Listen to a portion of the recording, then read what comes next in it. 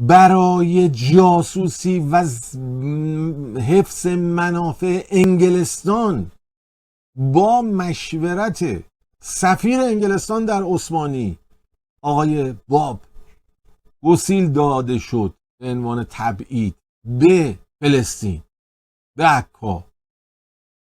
سندش رو من حالا تقدیم میکنم خدمتتون. اصلا برای جاسوسی، برای تأمین منافع در واقع انگلستان و تشکیل یه مرکز و نهادی کنار کانال سوئز که همون 1285 که آقای بهاءالله توی ادرنه داشتن تقسیم میشدن، سفیر انگلستان گفت آقا این بره توی، یعنی آقای یحیی میرزا یحیی بره به قبرس و بهاءالله بره به فلسطین، پولش هم من میدم، یعنی پول رفتن هزینه سفرش هم من میدم.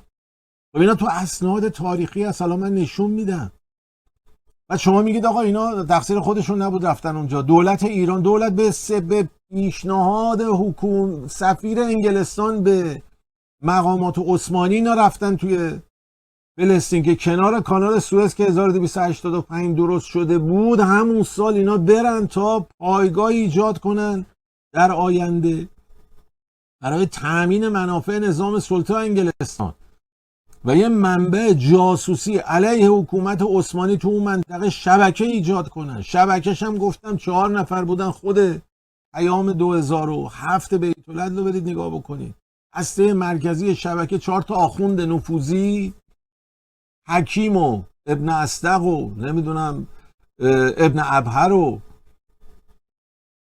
که گفتم پدر و پدر بزرگ آقای عیادی، این 4 تا بودن اونجا شبکه ایجاد کردن.